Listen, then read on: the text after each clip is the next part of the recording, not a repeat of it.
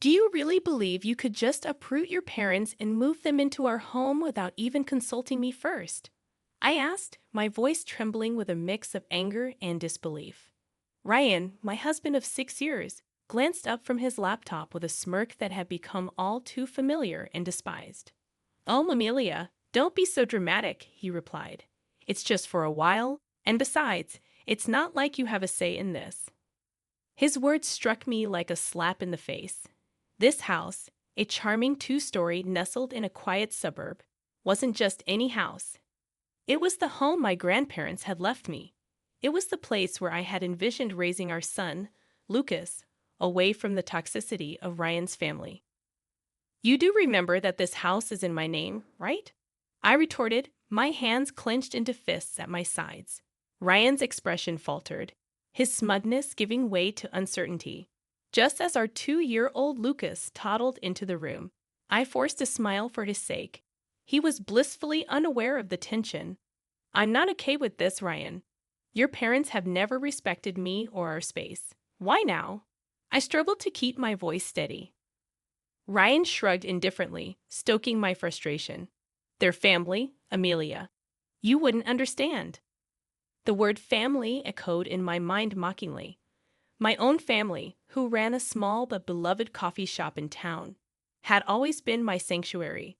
The doorbell rang, interrupting our standoff. Through the peephole, I saw them. Ryan's parents, suitcases in tow, ready to invade our lives. Fine, Ryan, let them in. But this isn't over, I hissed, handing Lucas to him before opening the door. Amelia, darling, cried Ryan's mother, sweeping past me without a second glance. His father followed, a stern man who had barely acknowledged me since our wedding day. As they settled in, making themselves comfortable in my living room, I felt a sense of intrusion that was all too familiar.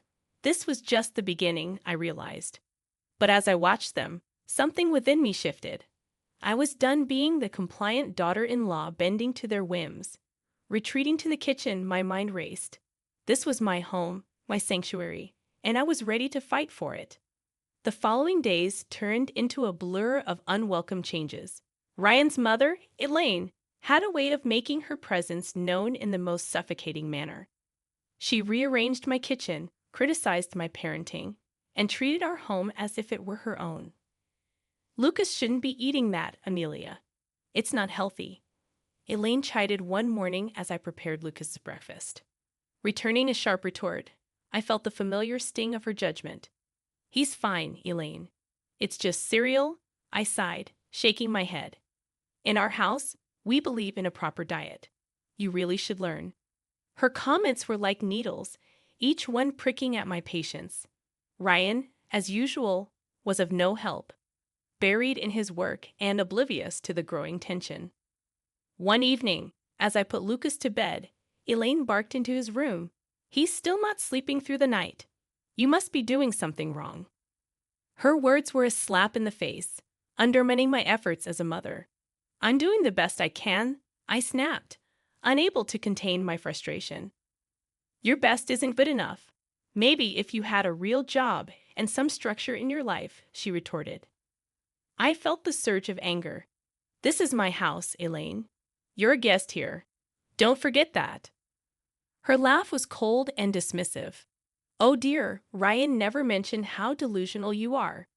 This is his house too, and as his mother, I have every right to be here. The following day, I reached my breaking point. I found Elaine in Lucas's room, going through his drawers. What do you think you're doing? I demanded, my voice trembling with anger. I'm just organizing. This room is a mess, she replied, not even bothering to look at me. That's it. I want you out of my house now, I exclaimed, feeling a mix of fury and desperation. Elaine turned to face me, her expression one of mock surprise. Your house? Oh, sweetie, you're just the wife. This is Ryan's house too, and he wants us here. I stormed out of the room, my mind racing with 1,000 thoughts.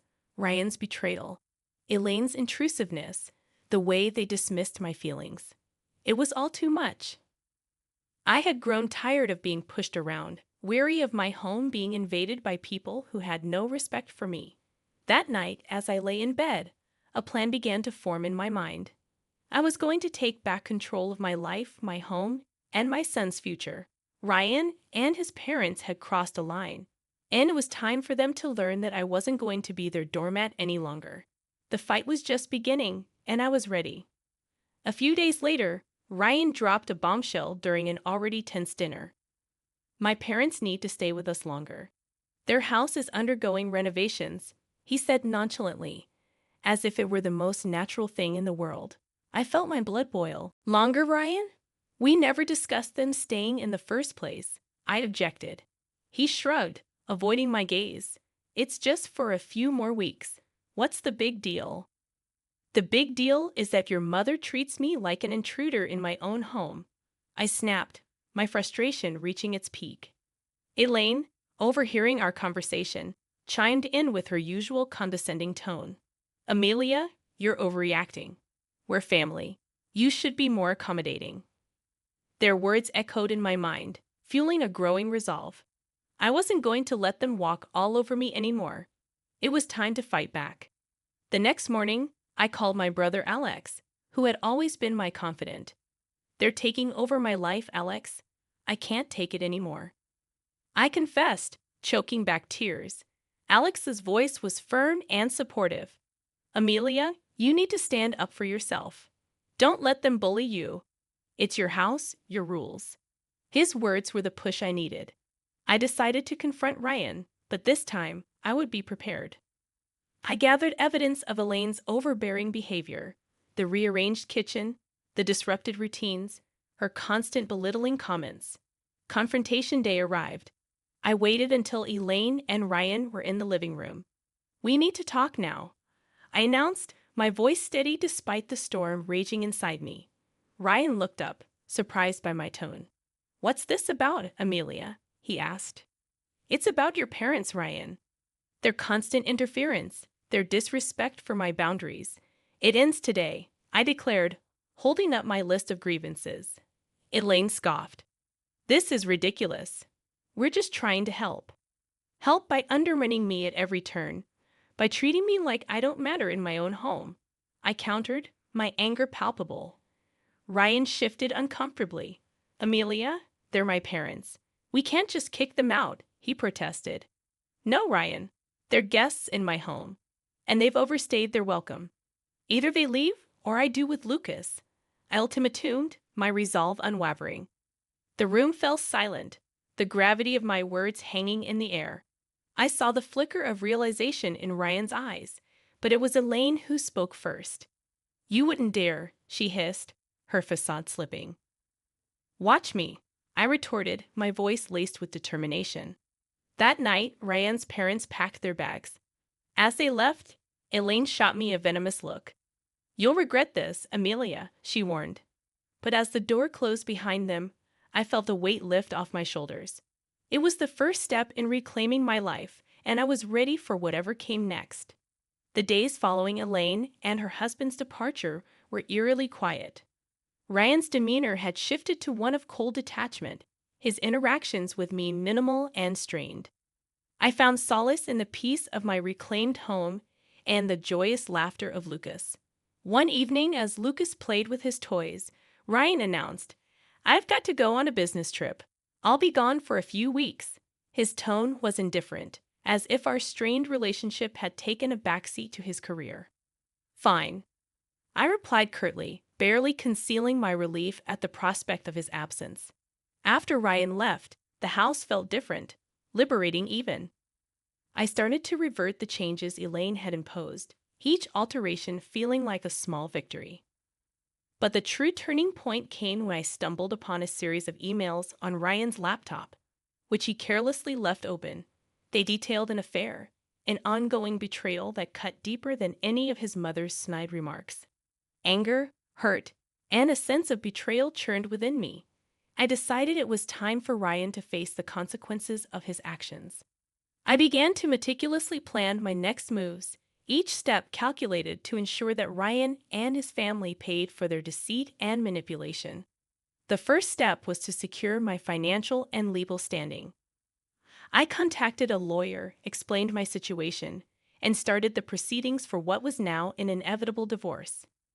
Next, I turned my attention to the house, the symbol of my grandparents' legacy and my independence. I reached out to a real estate agent. I want to sell the house quickly and quietly, I told her. She was taken aback but sensed the urgency in my voice. Are you sure about this, Amelia? This is a big decision, she cautioned. I've never been more sure of anything. I replied with a resolve born of betrayal and newfound strength. The house went on the market, and within days, offers began to roll in. The thought of Ryan returning to find his precious control stripped away brought a bitter satisfaction. In the midst of this, I reconnected with my family, drawing strength from their support. We're here for you no matter what, my father assured me as I watched Lucas play, innocent and unaffected by the turmoil. I made a silent vow to protect his happiness at all costs. Ryan's return loomed on the horizon, but I was no longer the woman he had left behind. I was ready to confront him, armed with the truth and a plan to reclaim my life. The day Ryan returned was marked with a tension that hung thick in the air. I had rehearsed this moment in my mind, envisioning every possible outcome. Yet my heart raced as I heard his key turn in the lock. Amelia, I'm home, Ryan called out, his voice echoing through the now unfamiliar space. I emerged from the kitchen, my posture rigid. Welcome back, Ryan. We need to talk, I announced. He glanced around, noticing the changes I had made. What's going on? The house looks different, he remarked. I didn't flinch. I sold the house, Ryan. It's no longer ours. His face contorted with disbelief. You did what? You can't just sell our house without telling me, he protested. It's my house, Ryan. And after what I discovered, I don't think you have a say anymore. I said my piece, my tone steady but laced with simmering anger. He scoffed, trying to regain his composure. What are you talking about? The affair, Ryan? I know everything, I revealed, watching as his facade crumbled. His attempt at denial was weak and short-lived. Amelia, it's not what you think, he pleaded. I think it's exactly what it looks like. You betrayed me, our family, I retorted, the hurt evident in my tone. Ryan's expression shifted from shock to anger. You're overreacting. We can work through this, he insisted. There's no we anymore, Ryan. I'll file for divorce, I declared, handing him the papers. The ensuing conversation was a blur of accusations and denials, but I stood my ground. The man I had married was gone, replaced by a stranger fueled by selfish desires. As he stormed out, vowing to fight the divorce, I felt a sense of liberation mixed with apprehension. I had taken the first step towards a new life, but the battle was far from over. In the following weeks, the reality of our situation became public. Ryan's parents, once so imposing and confident, were now caught in the crossfire of their son's indiscretions. Their attempts to contact me were met with silence. I had severed all ties, focusing solely on Lucas and the finalization of the divorce. The day of the court hearing arrived. Ryan looked defeated, the weight of his actions finally dawning on him as the judge granted the divorce and custody of Lucas to me. I felt a sense of justice. Ryan's plea for reconciliation after the hearing fell on deaf ears. You made your choice, Ryan. Now live with it, I said, turning away from him for the last time. The news of our divorce and Ryan's affair spread, affecting his reputation and relationships. His parents, once so proud and judgmental, were now shunned by those who had once respected them. As I walked out of the courthouse, holding Lucas's hand, I realized that this was not just an end but a new beginning. It was a fresh start for me and my son, free from deceit and manipulation. The future was uncertain, but it was ours to shape. Life after the divorce felt like emerging from a long, dark tunnel into the light. I had regained control, not just of the house, which was now sold, but of my life. Lucas, blissfully unaware of the adult complexities, thrived in the love and stability I provided. My days were busy but fulfilling, with my focus now on rebuilding our lives and managing the coffee shop, which had become my sanctuary. However, the shadow of Ryan and his parents lingered. One day, As I was closing the shop, Ryan appeared, looking disheveled and desperate, a stark contrast to the composed man I had once known. Amelia, please, I need to talk to you, he pleaded, his eyes searching mine for a hint of the compassion that once existed. I hesitated, the sight of him stirring a mix of emotions. What do you want, Ryan? I asked, my voice tinged with embarrassment.